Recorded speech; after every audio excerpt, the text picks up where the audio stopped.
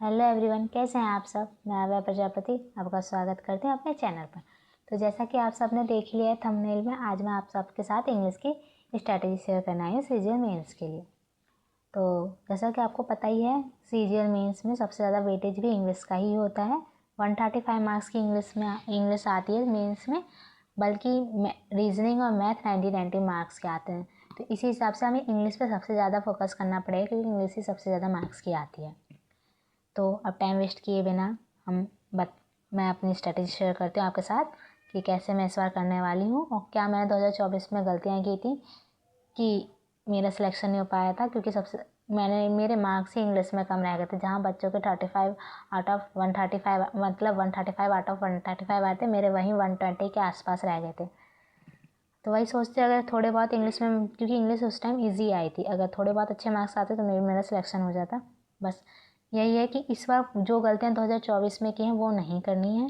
तो उसी हिसाब से मैंने इस बार सीजीएल मतलब इंग्लिश की स्ट्रेटेजी तैयार की है कि इस बार इंग्लिश अच्छे से इम्प्रूव कर लो अपने की। सीजीएल तो जाए, जो मैंने बैंकिंग के एग्ज़ाम देने जा रही वो भी अच्छे से हो। तो आप सबको अगर ये स्ट्रेटेजी, आप सब भी इसे फॉलो कर सकते हैं। अगर आपको पसंद आए तो सब्सक्राइब लाइक करना, ठीक है। तो मैं अब ज़्यादा टाइम वेस्ट ना करते हुए आगे बढ़ती हूँ। तो इंग्लिश में ना बच्चे 3 तरीके के होते हैं। पहले तो इंग्लिश मीडियम से आते हैं और उनकी इंग्लिश भी अच्छी होती है। दूसरे इंग्लिश मीडियम से आते हैं लेकिन उनकी इंग्लिश इतनी अच्छी नहीं होती, जैसे कि मैं इंग्लिश मीडियम से तो पढ़ी हुई हूँ लेकिन मेरी इंग्लिश कोई अच्छी नहीं है ज़्यादा। और तीसरे आते हैं हिंदी मीडियम से, तो इनकी तो इंग्लिश अच्छी होती नहीं है। तो इन वाले बच्चों को तो ज़्यादा मेहनत करने की ज़रूरत नहीं है, उन्हें तो बस थोड़ी बहुत अच्छे से अपने ग्रामर वगैरह देखनी होती है, इनकी इंग्लिश हो जाती है। सबसे ज़्यादा प्रॉब्लम इन दो बच्चों को होती है कि ये वाले इंग्लिश मीडियम वाले बच्चे और ये हिंदी मीडियम। तो आप वो कैसे अपनी इंग्लिश इम्प्रूव करें वो मैं आप सबके साथ शेयर करती हूँ। तो सीजीएल मेंस की इंग्लिश में तीन टॉपिक आते हैं सबसे ज़्यादा। आरसी आता है, वोकैब और ग्रामर। आरसी में क्या आता है? Passage, close test, parajumble, fill in the blanks और सिटिंग रीअरेंजमेंट। सिटिंग कह रही हूँ, सेंटेंस रीअरेंजमेंट। तो और दूसरी वोकैब आती है, तीसरी ग्रामर आती है। अब हम सबसे पहले क्या, रीडिंग कॉम्प्रहेंशन को कैसे इंप्रूव करें, क्योंकि सबसे ज़्यादा मार्क्स की यही आती है। क्योंकि मेंस में जितने 135 की आते हैं उसमें से हाफ मार्क्स के तो अप्रॉक्स, क्योंकि 3 पैसेज आते हैं मेंस में, 3 पैसेज आते हैं, 4 से 5 PQRS आते हैं। क्लोज टेस्ट डिपेंड करता है कि पूछ रहे हैं कि नहीं, इसलिए सबसे ज़्यादा हमें आरसी पे ही फोकस करना है, क्योंकि सबसे ज़्यादा वेटेज भी आरसी का ही होता है। इसलिए हम एक दिन में 1 या 2 एडिटोरियल करेंगे। ये आप पे डिपेंड करता है कि आप एडिटोरियल कहाँ से कर रहे हैं। इंग्लिश माध्यम तो मस्ट है, आपको वो करना ही करना है। दूसरा एडिटोरियल आप निमिषा मैम से कर सकते हैं, या कोई न्यूज़पेपर पढ़ रहे हैं वहाँ से, या फिर आप एनसीईआरटी पढ़ते हैं, या जो बच्चे मतलब मेंस फर्स्ट टाइम देने जा रहे हैं सीजीएल का, इससे पहले कोई मेंस नहीं दिया और वो उनकी आरसी भी, उनका रीडिंग पार्ट भी इतना स्ट्रॉन्ग नहीं है, तो एनसीईआरटी से स्टार्ट करें। 6, 7, 8 की एनसीईआरटी करें। 9 तक 6, 7 की ईजी हो जाती है, 7, 8, 9 की एनसीईआरटी करें, ठीक है। और जो नॉवेल्स पढ़ते हैं उनके लिए तो और अच्छा है, उनकी इंग्लिश तो ऑब्वियसली, जो नॉवेल्स पढ़ते हैं उनकी इंग्लिश अच्छी होती है। नॉवेल्स कर सकते हैं, न्यूज़पेपर कर सकते हैं। आपको इन चारों, बस आपको रीडिंग करनी है, चाहे कुछ भी रीड करें, मतलब कुछ भी नहीं, मतलब इंग्लिश में अच्छा नॉवल, न्यूज़पेपर वगैरह। क्योंकि अगर एडिटोरियल न्यूज़पेपर पढ़ेंगे तो आपकी करंट अफेयर भी अच्छी होगी, तो वो डिपेंड करता है, ठीक है। फिर आते हैं आरसी, आपको यहाँ पे 2 एडिटोरियल कर लेने हैं। उसके बाद आता है PQRS, पैराजम्पल जिससे कहते हैं। पैराजम्पल में बच्चे बहुत मिस्टेक करते हैं, जिनमें से एक मैं भी हूँ, क्योंकि पैराजम्पल में करने में प्रॉब्लम होती है। तो सबसे पहले क्या करें, अगर जो पहले किसी, वही मैंने जिन्होंने पहले मेंस नहीं दिया है, वो सबसे पहले किसी टीचर से स्टार्टिंग की जो भी लेक्चर्स होते हैं PQRS के वो देखें, क्योंकि स्टार्टिंग में वो आपको बताएंगे कि कैसे हम फर्स्ट सेंटेंस को आइडेंटिफाई कर सकते हैं, कैसे हम लास्ट सेंटेंस को आइडेंटिफाई कर सकते हैं। एक सेंटेंस, एक जो भी PQR है पैराजम्बल, वो दूसरे से सेंटेंस से कैसे इंटरकनेक्टेड होता है, वो एक टीचर अच्छे से बता दे। तो आप किसी भी टीचर की वीडियो देख सकते हैं, चाहे वो निमिषा मैम की हो, या फिर नीतू मैम की, या फिर तरुण सर, या क्यू इंग्लिश करके जो टीचर अभी आए हैं, आप किसी भी टीचर से देख सकते हैं। पर आप अगर मतलब फर्स्ट मेंस है तो आप दे दीजिए। और जो ऑलरेडी 2 से 3 बार अटैम्प्ट कर चुके हैं, वो मेरे हिसाब से PQRS की खुद सेल्फ प्रैक्टिस करें, क्योंकि एक टीचर एक पॉइंट तक आपको हेल्प कर सकता है, आपको ट्रिक्स टेक्निक्स बता सकते हैं, लेकिन आपको मेहनत खुद से ही करनी पड़ेगी। इस बार मैं किसी टीचर की वीडियो नहीं देखूंगी, अपना बताऊँ तो मैं इस वक्त खुद प्रैक्टिस करूँगी। कहाँ से प्रैक्टिस करूँगी मैं? स्मार्ट कीडा से। स्मार्ट कीडा पे काफ़ी फ्री सोर्स दे रखा है PQRS का, इंग्लिश कॉम्प्रहेंशन वाले सेक्शन में जाके बैंकिंग के, वहाँ से या फिर किसी बुक से भी, पिनाकल की बुक आती है वहाँ से भी कर सकते हैं आप, या फिर टेक्स्ट बुक में जो देते हो ना topic wise, chapter wise practice के लिए, आप वहाँ से कर सकते हैं। ठीक है, या फिर आप टेक्स्ट बुक पे ऊपर लिखेंगे ना इंग्लिश के लिए या फिर पैरा एग्जाम्पल के लिए, तो वो शो करने लगेगा, वहाँ से भी कर सकते हैं। थर्ड आता है क्लोज टेस्ट। क्लोज टेस्ट हमारा तभी अच्छा, मतलब हम उसमें फुल स्कोर तभी कर पाएंगे जब हमारी ग्रामर और वोकैब स्ट्रांग होगी, क्योंकि क्लोज टेस्ट इन्हीं दो से मोस्टली आता है, या तो वोकैब बेस्ड हो जाता है या फिर ग्रामर बेस्ड हो जाता है। तो क्लोज टेस्ट के लिए, ग्रामर के लिए आपको पहले अपने ग्रामर के सारे चैप्टर्स अच्छे से कर लेने होंगे। अगर आप इस वीडियो को देख रहे हैं तो ऑब्वियसली आपको श्योर होंगे कि आप प्री क्लियर कर लेंगे। मेंस की तैयारी के लिए आपने ये वीडियो देखी है तो ये भी क्लियर होगा कि आपने, मतलब ये भी फिक्स होगा कि आपने अपनी ग्रामर कंप्लीट कर लिया, तभी आप मेंस के लिए पहुँचे। नहीं करिए तो आप अच्छे से कर लीजिए, क्योंकि ग्रामर तो इम्पोर्टेंट है ही। तो बेसिकली अगर मेंस के लिए तैयार कर रहे हैं तो अब मैं ये कहूँगी कि आप दोबारा से किसी टीचर की ग्रामर की वीडियोस मत देखना। अगर आपकी ग्रामर के कॉन्सेप्ट क्लियर है तो आप बस क्या करना है, जो भी चैप्टर आपने दोबारा से अपने नोट्स को रिवाइज़ करना है या जिस बुक से आपने किया है वो रिवाइज़ कर लेना टॉपिक को, मतलब चैप्टर को। उसके बाद उसके बेस पे एरर्स के क्वेश्चंस करने हैं। मैं दोबारा बार बार, क्योंकि ग्रामर एक बार अगर आपके कॉन्सेप्ट क्लियर हो गए ना तो बस आपको रिवीजन करने की ज़रूरत होती है, बार बार किसी टीचर की वीडियो देखने की नीड नहीं होती है। तो आपको क्या करना है, सिर्फ अपने नोट्स या जिस बुक से आपने प्रिपेयर मतलब पढ़ा है वहाँ से आपको चैप्टर कंप्लीट कर लेना है। उसके बाद आपको क्विज़ देने हैं।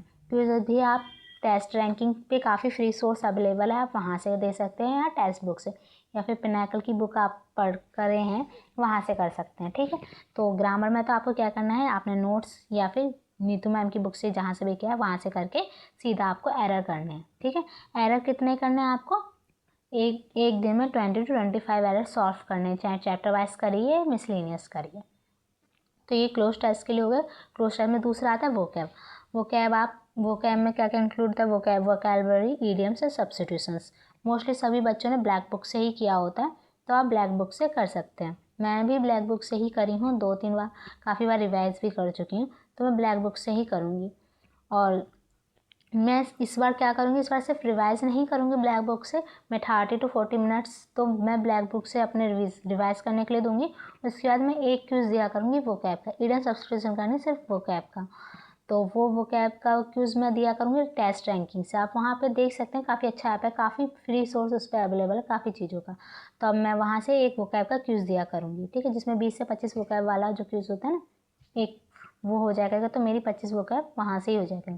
क्योंकि काफ़ी बार मैं ब्लैक बुक कर चुकी हूँ, तो होता है ना कि हम पढ़ते तो जाते हैं पर हमें ये नहीं रहता कि हमें कितना याद हुआ है कितना नहीं हुआ है, तो क्विज़ तो देना बनता ही है। तो इस बार मैं आपको भी यही बोलूँगी कि रिवाइज करने के साथ साथ एक क्विज़ दे दें। और जिन्होंने समुद्र मंथन से किया है अपना वोकैब मतलब कंप्लीट, वो भी बहुत अच्छी बुक है, मैंने देखी है, काफ़ी अच्छी बुक है, वहाँ से की, तो वो भी बहुत अच्छी बात है। मैं खुद सोच रही थी कि मैं समुद्र मंथन से वोकैब करूँ, लेकिन अपना सोर्स चेंज नहीं करना चाहती मैं, इसलिए मैं ब्लैक बुक पे ही सही करूँगी। थोड़ा बहुत अगर कभी रहा कि एक, जैसे कि उन्होंने साइनो दे रखे, साइनो के जैसे कोई वर्ड दिया उसके साइनो के 10 वर्ड और बताए हैं, तो हो सकता है कि मैं ब्लैक बुक के साथ साथ एक वर्ड को लेकर उनके 10 साइनो एक दिन के लिए याद करूँ, तो यही होगा मेरा। ठीक है, तो वैसे तो सब ब्लैक बुक अच्छी है, ब्लैक बुक से ही कंप्लीट करना। मैं ये अल्टरनेटिव बता रही हूँ, अगर आपका हो गया है ब्लैक बुक तो, वरना अपना सोर्स मत चेंज करिए, ब्लैक बुक पे ही रहिए, स्टे करिए। तो ये तो हो गया कि कैसे कहाँ से करना है। उसके बाद आते हैं हम डेली बेसिस पे क्या क्या करेंगे इंग्लिश में। तो इंग्लिश में डेली बेसिस पे हम 1-2 एडिटोरियल करेंगे, जो कि मैंने आपको बता दिया। 20 से 25 एरर, इन सबका फ्री सोर्स वही टेस्ट रैंकिंग, टेक्स्ट बुक या फिर बुक कहीं से भी आपने किया हो, या फिर किसी टीचर से किया है तो उसकी PDF जो वो प्रोवाइड कराते हैं उन्हीं टीचर से करना जो वो आपको PDF प्रोवाइड करा रहे हैं। यानी कि बस वीडियो देख लिया, PDF नहीं है आपके पास, तो वो मतलब रिलेवेंट नहीं रहेगा, आपके दिमाग से स्किप हो जाएगा। इसलिए उसी टीचर की देखना जिसने PDF प्रोवाइड किया, और बार बार अपने टीचर चेंज मत करना, जिससे आपने पढ़ा है उसी से ही पढ़ना। तो 20 से 25 एरर हम करेंगे डेली बेसिस पे, 5 से 10 पैरा एग्जाम्पल।